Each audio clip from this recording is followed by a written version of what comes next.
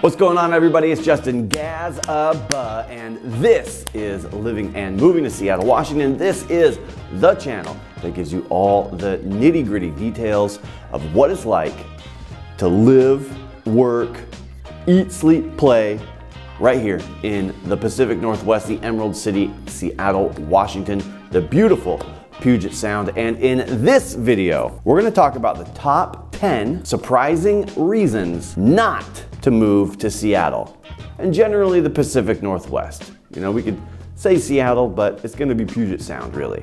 Puget Sound greater area. If you haven't already, like, subscribe, hit the notification bell so that you're notified every time we drop a video. We're coming out with videos weekly. We want to put these together for you to make basically a relocation guide if you're deciding to move out this way, so that you know, boots on the ground, exactly what it's going to be like when you get here. You can reach out to me, shoot me a call, give me a text, sign up on the calendar, links down below. Put time on my calendar. We can meet face to face and brainstorm if you're making that move out here. We're helping people make the move all the time. So let's get into the video. Okay, so some of this stuff I was super surprised, as I've got my list because I want to stay on track and I don't want to miss anything. So I'm going to work this list. We're going to go down to it. I got 10 things right here. Let's talk about limited space. So Seattle, geographically, and I pronounce this incorrectly every time, but it's an isthmus. So what that means is that there's a peninsula, a body of land. There's water on both sides, water in the middle, and then another peninsula that they connect. Now it's a man-made isthmus because they cut the Fremont cut. So, but that's really what that tells us, is we got two narrow, very narrow peninsulas meeting each other. And so there's water on one side and water on the other, and then there's these big lakes in the middle of the of what we see. So if you look at a map and you look at Lake Union, that's a big lake kind of just north of downtown. And then you go a little further north and you've got the Fremont Cut and Salmon Bay and the Portage Bay and all that stuff, and that links you out over from Lake Union over into Lake Washington to the east. And then north of that a little bit, you've got Green Lake, and then Bitter Lake and Echo Lake, and there's a lot of water here. The Puget Sound, all these lakes, and what that does two things. It makes it hard to get around because you've got to go around these lakes, right? We've got those two floating bridges that go across Lake Washington to get you over into the east side to Bellevue to Kirkland, but it also means that there is not enough room to spread out and get sprawl. Like, I think of like LA, like instead of building up, LA just kept sprawling out and out because it was flat and easy. But we don't have that option here. So that puts a premium on the land, right? So the location has been the adage for real estate for eons. And it really does matter here what neighborhoods you're in, what your views are like, if you're going to get decent sunlight, or if you're going to be, it gets cloudy from October 31st all the way to October 31st all the way to July 5th. That's the running joke. We're filming this in the middle of January. We've had some beautiful blue sky days, so it's not, you got to take it with a grain of salt. But the fact is that because of the traffic situation, okay, that's one thing, but the limited land situation, our core, South Downtown, Pioneer Square, up through downtown Seattle into Belltown and South Lake Union, that's where we're going to have concrete and steel. Some of that density expands up the hill into Capitol Hill. But Seattle's bigger than that, right? We have all of Rainier Beach, Rainier Valley, Beacon Hill in the south, West Seattle and all that to the southwest. And then we've got Northwest Seattle, Magnolia, Ballard, Fremont, all over there. And then, we've got the Northeast Seattle, the Maple Leaf and Ravenna and all this stuff.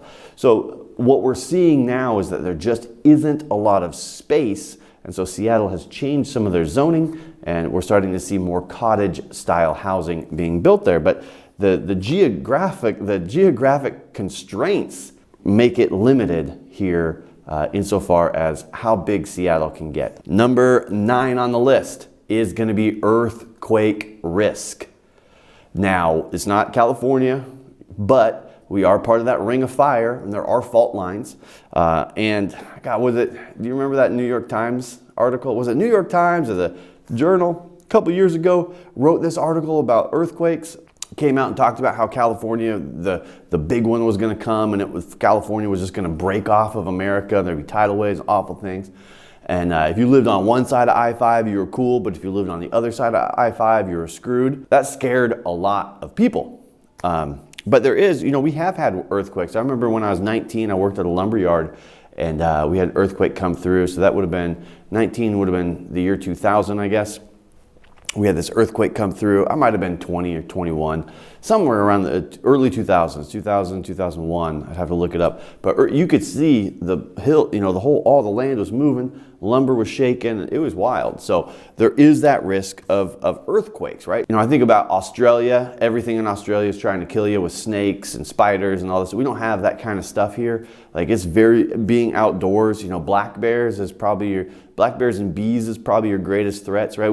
Our climate's real temperate. Like, there's a lot of things going for us here in Seattle, but if you've got some kind of phobia for earthquakes, the West Coast is not for you. Number 8 on the list is gonna be the higher cost of healthcare. Generally speaking, across the United States, living in Seattle, we have some of the best hospitals and some of the best education hospitals with UW and these different cancer research centers. We have great hospitals, but it's not inexpensive. Healthcare is one of the higher costs in the area. So a lot of people are paying a more significant amount of money out of pocket to cover those expenses, even with their co-pays and everything else. A lot of times your insurance, just like your homeowner's insurance, it really does come down to where you live. A benefit, though, one of the good things kind of that counterbalances that is Seattle's a pretty healthy city.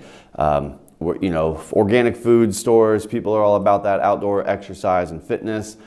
People ride their bikes and go running in the rain and stuff. So there's a lot of fitness that's happening here, and that's one of the more fit places as well. But we do have a higher cost of health insurance. Number 7 on the list is going to be the crowdedness. One of my big hopes and dreams, it'll never happen, but I wish it would happen, is that somebody on the board somewhere who makes, maybe the city council or something, would just say, hey, we need to make these sidewalks twice as wide as they are, because they're narrow and there's not, the buildings, there's a lot of zero lot line buildings, so the buildings will come right to the edge of the sidewalk, and then there's not enough room to pass people on these sidewalks. So Seattle, because of the economy here, because of Boeing, Microsoft, Amazon, Tableau, Salesforce, Disney, Expedia, the list goes on. You can look up Nintendo, right? All these different companies that are here. And because of the temperate climate and the mountains and all of its splendor and beauty, a lot of people are moving here. We just had some people move up from Texas the other day because of the way of life. The mountains drew them here, and they could make a go of it here. So, but that means that our infrastructure needs to support those people, and it's a little lagging. We're getting a great new ring road. That's for the light rail that's going to open up soon. That's going to be able to take people to the east side across I-90, which is going to be a tremendous benefit instead of just the north and south that we've had. It's going to really open things up for transportation. And that's great. We probably could have used that 10 years ago. And so it feels like living here, it always feels like we're 10 years behind on infrastructure of where we need to be. But if we could get that light rail up and we could get more, bigger sidewalks, even in, north of Ballard, north of 85th, there's barely sidewalks in that neighborhood. And technically it's considered the city of Seattle. It doesn't feel like it. It feels like you're way out somewhere else. But so it is, as things grow, and as we're building new homes that don't have garages or don't even have parking in some situations, you can kind of feel that Seattle is getting more and more dense, even in your Ballards and your neighborhoods, Ravenna and these areas, Maple Leaf, and these areas that used to feel more like a easy breezy open neighborhood. Number 6 on the list, we just talked about kind of how things are getting crowded, and that's going to be limited parking. I personally feel like Seattle is still a car dependent place, but that could just be my line of work, right? I got to run around and do stuff all the time. I do know some people that they live without having a car, being in Ballard or Capitol Hill, with good transit that runs, bus transit that makes that super easy on people. But as Seattle grows and things are under construction, one of the things that the city council had done is they said, hey, to get affordable housing so we can get more bodies inside houses, what we need to do is eliminate garages, because that space could be used for living space. And so all of a sudden, where you would have a 1,200 square foot house with a garage, now we have those things without garages, and it brings the price down a little bit because you pay a premium for that garage space. But what does that do? It kind of makes things tough as everybody's parking on the street. Number 5 on the list, let's get this right, oh my gosh guys, is higher taxes. Now, that sounds crazy to a lot of people because the city of Seattle, well, the state of Washington does not have an income tax, but we do have a 10% sales tax, and city by city it changes a little bit. So you have a 10% sales tax. So when you go buy groceries, or you go buy a computer, or you go buy anything in the economy, you got to add 10% to that. That tax can add up. The other thing that can add up is your property taxes, because those are the two things that Seattle or state of Washington really funds everything from. Your property taxes and your sales taxes. And so your property taxes compared, a lot of people would compare it to like people in New Jersey complain about their property taxes. Well, they're kind of in the same boat. They have, pretty high taxes. So do we. There's a higher cost associated with that. So you just have to kind of know, where you're coming from, what those differences are going to look like. Your property taxes you're going to have to reckon with, and your the sales tax I think is one of the highest in the nation. 10% sounds crazy to me, but that's the way it is. Number 4 on the list, you're going to notice a theme because we're going to talk about traffic and congestion. So now we've got more people moving here because it's beautiful, and we've got a good economy here in Seattle. Seattle's economy has always been a little bit different than what the nation is, and always different than what the news reports, but we got good things going on here. But because of that, we see a lot of traffic and congestion. So I want to make sure I get this right. Really, the running joke is that anywhere in Seattle, you are an hour away from Seattle. So those, what do they call it? Rush hour is more like rush 4 hours. You really start to see from, 6:30, 7 o'clock, depending on where you're going, you can see, traffic all the way up into 10, 11, and then you've got the lunch break, and then all this stuff. So we really do see a tremendous amount of traffic. The good news is that if you're into hiking or skiing or headed out into the mountains, if you get up and you hit the road at like 6:30 in the morning, you can break loose on most of that traffic. If you're trying to get an early start out to the trail. Especially on the weekends. Weekends is pretty easy to get around. But then again, you get into some of the neighborhoods and the side streets, and those arterials just aren't really built for the amount of people that we started to come here. And so we do see a lot of traffic. So I always look at Google. I check, Google will let you say arrival time, it'll give you a range. Usually that range is like 45 minutes to an hour and a half, because if somebody gets in an accident, Seattle started getting rid of the shoulder on the side of the road, so there's nowhere to pull off to, and it can really get congested. So just build in time, anytime that you're going to go someplace, drive around here, just make sure that you're taking a look at that, and then build in a little time for traffic, and then build in a little time to circle around and find parking. That's my personal preference. That's what I try to do. So, just give yourself a little grace, mercy, and forgiveness when you get out here, and just start to kind of understand that it does take some work to be able to do that. Number 3 on the list is the rain. Now, I think almost in every single one of my videos talking about Seattle, I have talked about the rain. And we have many different types of rain. We've got sprinkles and showers and a mist. We've got downpours. We've got sideways rain. We've got just wet fog where it doesn't even look like it's raining, but there's just, wetness. You just walk outside and you're automatically wet, even though there's nothing falling from the sky. It is just wet. And that's not even the worst part. Even when it rains, they'll count it as a rainy day if a cloud comes through and rains. But even today, like I said, it's sunny and we've seen, you know, some blue sky the last few days, and we're doing this mid-January. So, but that marine layer, because we're surrounded by water, it rolls in and it can be gray. A lot of people refer to it as the long gray. And it can just feel like from October 31st to July 5th that we are stuck in that season. January is usually pretty nice. February, the rains really start to come. We might get a bunch of snow in February. That's the time we get that. And then March, it teases. April teases. May is usually really nice. June, gloom. We usually get a January, right? And then July is hit and miss until mid-July, and then it usually tidies up. So it's not, I don't think it's as bad as people make it out to be, but I've had people come visit, they've been out here and they've never seen the sun, you know, that it was just cloudy the whole time. Number 2 on the list is the housing prices.